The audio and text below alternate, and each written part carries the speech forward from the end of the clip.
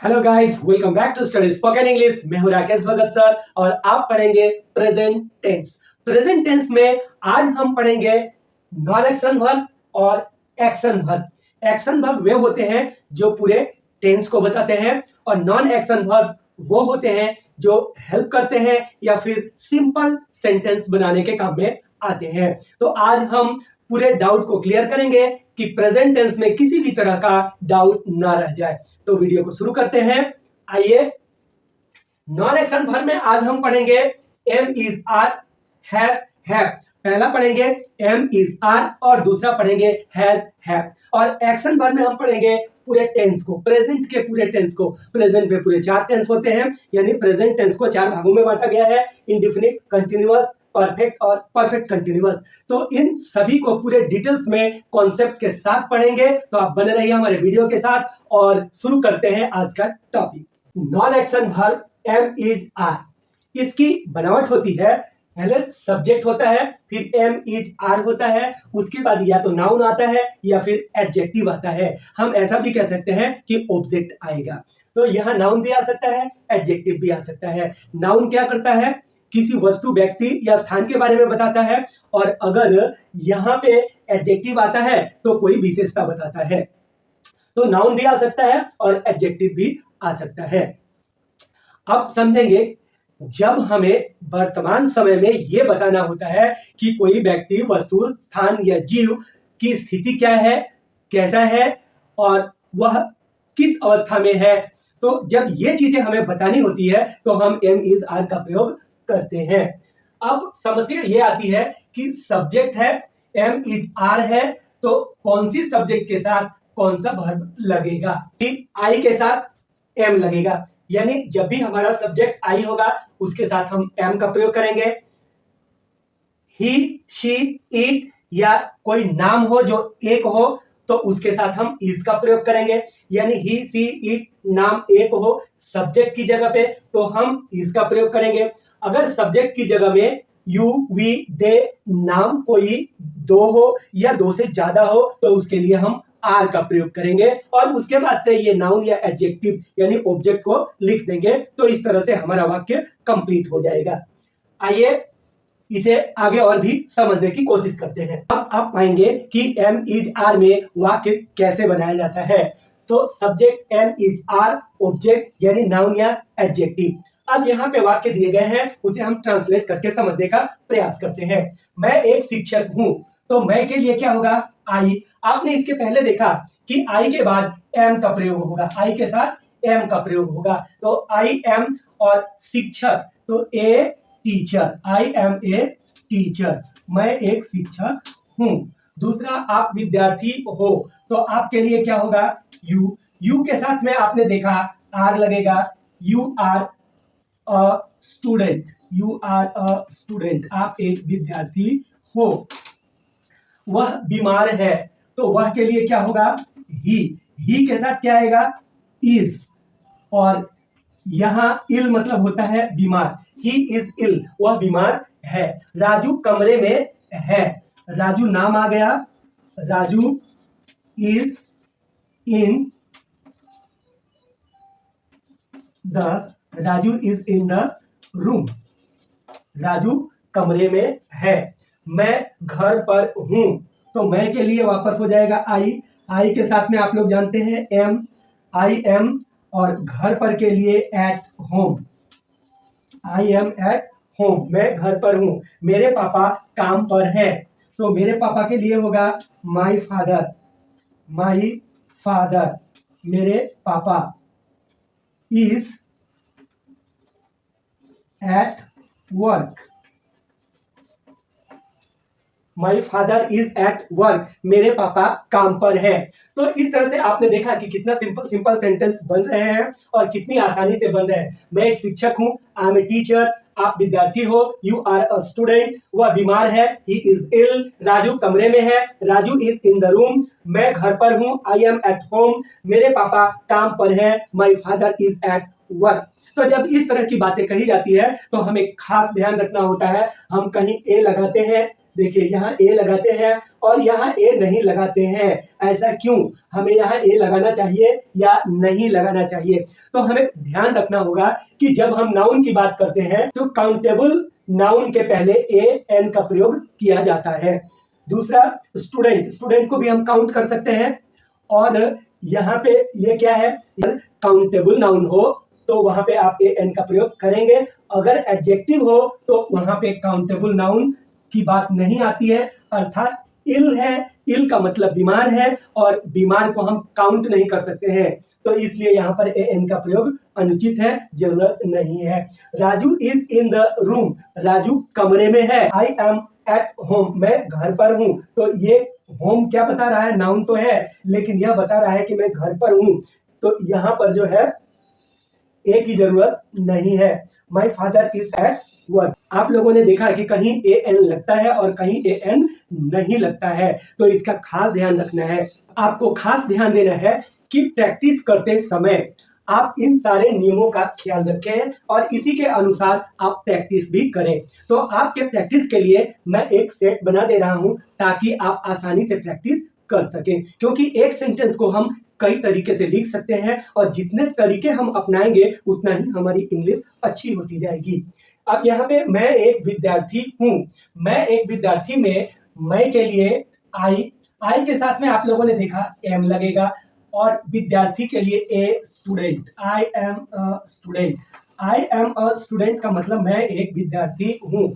अब यहाँ पे देखिए सब्जेक्ट है, सब्जेक्ट क्या है, आई है, सब्जेक्ट आई है, सब्जेक्ट आई है तो हमारा ऑक्सिलरी वर्ब जो मेन वर्ब का काम करता है वह एम आएगा, तो सब्जेक्ट आई है उसके साथ में लगा एम।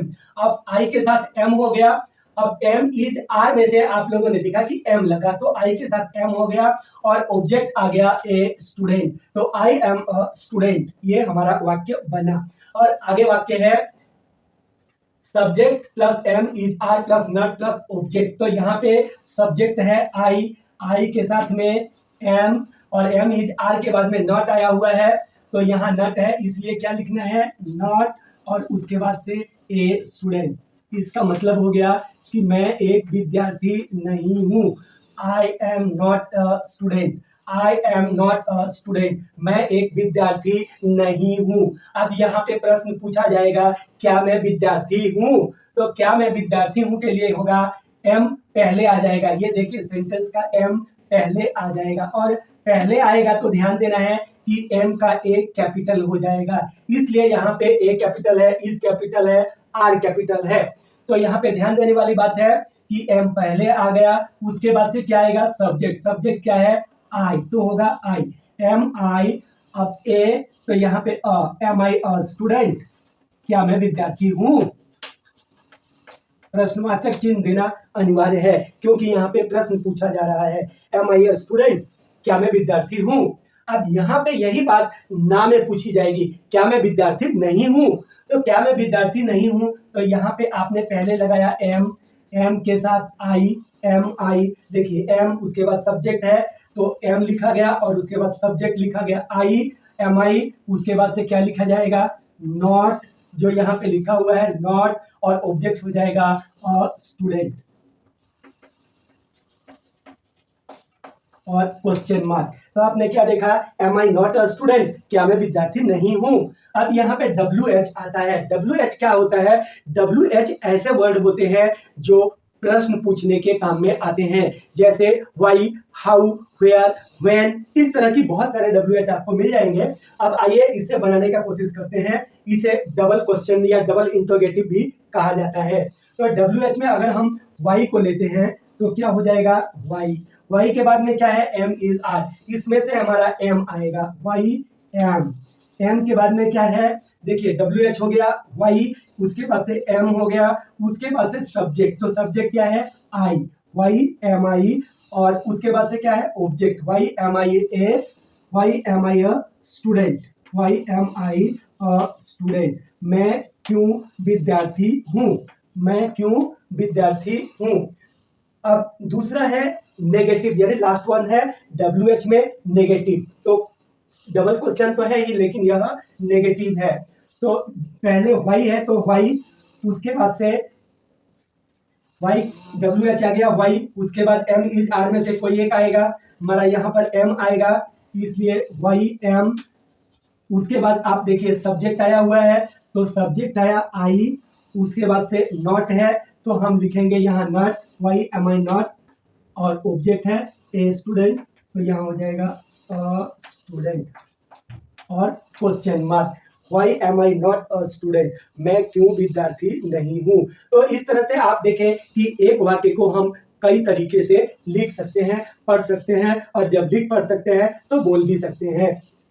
मैं एक विद्यार्थी हूँ, आई एम अ स्टूडेंट, मैं एक विद्यार्थी नहीं हूँ, I am not a student, क्या मैं विद्यार्थी हूँ, एम आई अ स्टूडेंट, क्या मैं विद्यार्थी नहीं हूँ, am I not a student, मैं क्यों विद्यार्थी हूँ, why am I a student, मैं क्यों विद्यार्थी नहीं हूँ, why am I not a student. तो इस तरह से वाक्य और भी बनते जाएंगे, आप बनाते रहें, प्रैक्टिस करते हैं, और हम बढ़ते हैं हैज हैव की तरफ। तो बने रहिए वीडियो के साथ। अगर आपको वीडियो अच्छी लगती है तो प्लीज इसे लाइक और सब्सक्राइब शेयर करना ना भूलें। समझने की कोशिश करें हैज और हैव। तो जब हमें वर्तमान समय में यह बताना होता है कि किसी के पास कुछ है, यानी किसी के अधिकार में कुछ है, जैसे कि मेरे पास एक चौक है, मेरे पास एक बोर्ड है, मेरे पास एक मोबाइल है, मेरे पास पुस्तकें हैं, या ऐसे भी बोलते हैं कि मेरे दो लड़के हैं, या मेरे दो भाई हैं, या उसके दो गायें हैं, या उसके 5 बंगले हैं, उसकी 2 गाड़ियां हैं। इस तरह से जब कहा जाता है कि किसी के पास कुछ है, मतलब किसी के अधिकार में कुछ है, तब हम वहां पर हैज या हैव का प्रयोग करते हैं। तो अब जब हैज हैव का प्रयोग हमें करना हो तो स्ट्रक्चर बनेगी सब्जेक्ट प्लस हैज या हैव, और फिर उसके बाद ऑब्जेक्ट। अब यहाँ पे समस्या उत्पन्न होती है कि हैज का प्रयोग कहाँ करें और हैव का प्रयोग कहाँ करें। ही, सी, इट, कोई नाम जो एक हो तो उसके साथ में हम हैज का प्रयोग करेंगे। अगर आई, वी, यू, दे नाम 2 हो या फिर उससे अधिक हो तो उसके लिए हम हैव का प्रयोग करेंगे। तो इस तरह से आप हैज या हैव का प्रयोग आपने देखा, और इसके बाद में हम प्रैक्टिस करेंगे और समझेंगे। ये 2 भाई हैं,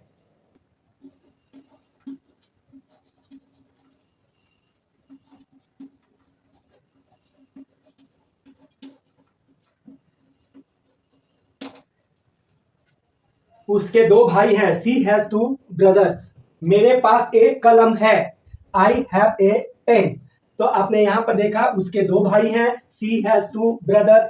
अब यहां पे क्या है, देखिए सी आया है, सी कहां है, यहां है सी, तो यहां सी है। अब सी के साथ क्या लगा है, सी के साथ सीधा लगा है हैज, तो सी के साथ हमने प्रयोग किया हैज। और यहां पे क्या देख रहे हैं कि सब्जेक्ट अगर सी होता है तो हैज का प्रयोग करेंगे, हैज हैव में से हैज आ गया, उसके बाद ऑब्जेक्ट में आ गया 2 ब्रदर्स, यानी सी सब्जेक्ट हुआ, यहाँ हैज आ गया, और यहाँ पे ऑब्जेक्ट आ गया 2 ब्रदर्स। मेरे पास एक कलम है, मेरे के लिए क्या है, आई। अब यहाँ आई आया, तो आई के साथ, आई किसके साथ आएगा, हैव के साथ, अर्थात आई के साथ हमें हैव का प्रयोग करना है। तो आई हैव, अब आई के साथ हमने हैव का प्रयोग कर लिया। अब यहाँ पे क्या है, ऑब्जेक्ट पेन, तो यहाँ पे ए पेन ऑब्जेक्ट में आ गया, अर्थात आई सब्जेक्ट रहा, हैव आया, और ए पेन ऑब्जेक्ट हो गया। मेरे पास एक कलम है, आई हैव अ पेन। यहाँ मेरे पास एक कलम है का मतलब मेरे बगल में है, ऐसा नहीं है। इस पास का मतलब होता है कि मेरे अधिकार में है, अर्थात वह पेन मेरी है, वह कलम मेरी है। आइए आगे और भी वाक्य बनाते हैं और समझने की कोशिश करते हैं। अब हम प्रैक्टिस करते हैं। मेरे पास एक मोबाइल है, मेरे पास एक मोबाइल है, तो इसके लिए क्या होगा, मेरे के लिए आई, और आई के साथ लगेगा have, I have a mobile, I have a mobile, या मोबाइल बोलिए या मोबाइल फोन बोलिए, आई हैव अ मोबाइल, मेरे पास एक मोबाइल है। उसके पास घर है, उसके पास घर है, तो उसके के लिए क्या होगा, ही भी हो सकता है, अगर लड़की है तो सी भी हो सकता है। तो ही के साथ क्या लगेगा, has, he has a house, he has a house, house मतलब घर, ही हैज ए हाउस, उसके एक घर है। हमारे पास 2 गायें हैं, तो हमारे के लिए क्या होगा, वी, वी के साथ क्या लगेगा, हैव, वी हैव 2 काउज, 2 गायें, वी हैव 2 काउज। कमल के 2 पुस्तकें हैं, कमल के 2 पुस्तकें हैं, कमल, अब कमल नाम है इसलिए यहाँ क्या आएगा, हैज, कमल हैज 2 बुक्स, कमल के 2 पुस्तकें हैं। तुम्हारे पास बहुत विकल्प है, तो तुम्हारे के लिए यू, और यू के साथ आएगा हैव, यू हैव, और बहुत के लिए मेनी, और विकल्प के लिए option, OPTION, option, you have many options, option है मेनी है इसलिए यहाँ पे ऑप्शंस डाल दे तो अच्छा है, यू हैव मेनी ऑप्शंस, तुम्हारे पास बहुत विकल्प हैं। उनके 2 घर हैं, उनके 2 घर हैं, उनके के लिए दे, और दे के साथ आएगा हैव, दे हैव, और 2 के लिए 2, और घर के लिए हाउसेस, दे हैव 2 हाउसेस, उनके 2 घर हैं। कमला के 1 स्कूटी है, तो यहाँ पे क्या हो जाएगा, कमला हैज अ स्कूटी।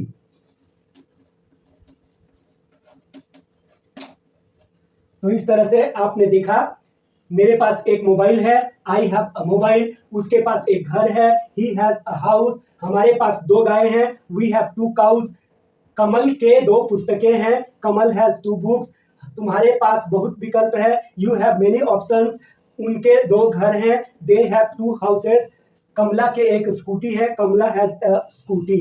तो इस तरह से और भी वाक्य बनेंगे, आइए हम इनके कई तरह से वाक्य बनाकर समझने की कोशिश करते हैं। वाक्य तो एक ही होंगे लेकिन बोलने के तरीके अलग अलग होंगे।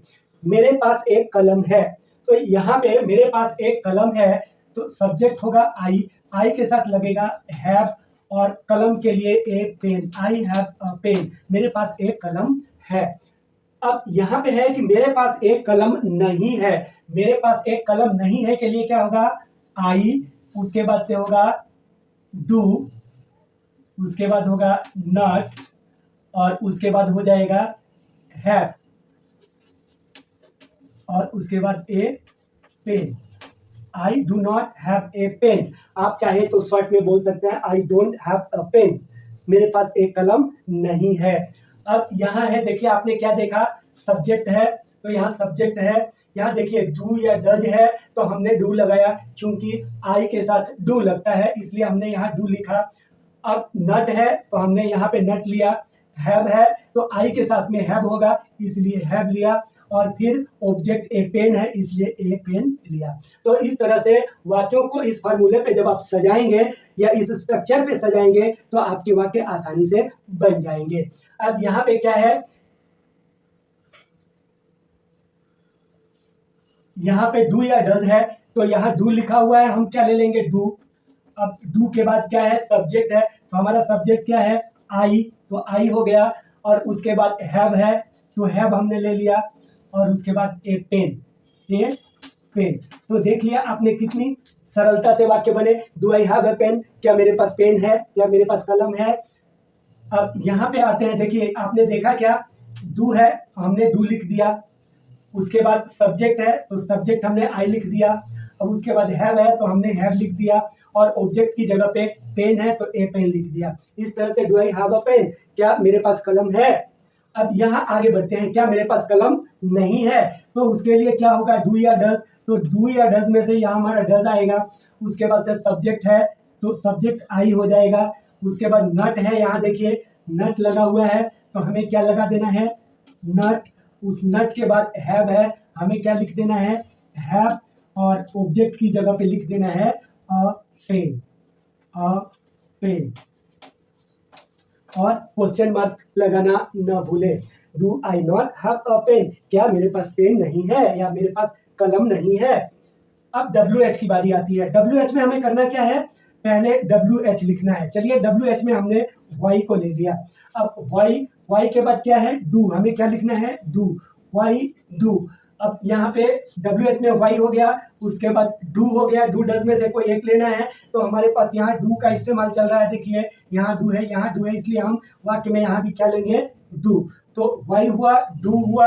अब डू डज में से डज यहाँ नहीं लगेगा, डू लगेगा, सब्जेक्ट हमारा आई है इसलिए यहाँ क्या लग जाएगा, आई, और उसके बाद से हैव लगेगा, तो यहाँ हमें हैव लगाना है, और उसके बाद से ये ऑब्जेक्ट है तो ऑब्जेक्ट लगा देना है अ पेन। तो आपने क्या देखा इस तरह से, why do I have a pen, मेरे पास क्यों कलम है। अब WH के नेगेटिव में आते हैं, तो why do I not have a pen, why do I not have a pen, क्यों मेरे पास कलम नहीं है।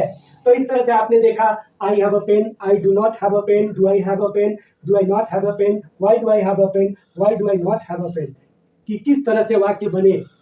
मेरे पास एक कलम है, मेरे पास एक कलम नहीं है, क्या मेरे पास कलम है, क्या मेरे पास कलम नहीं है, मेरे पास क्यों कलम है, या क्यों मेरे पास कलम है, क्यों मेरे पास कलम नहीं है। तो इस तरह से आपने देखा कि आसानी से वाक्य बने, आपको भी इसी तरह से कोशिश करना है। तो इस वीडियो में अभी तक आपने सीखा am, is, are, has, have, और फिर आगे बढ़ते हैं हमारे एक्शन वर्ब टेंस की तरफ।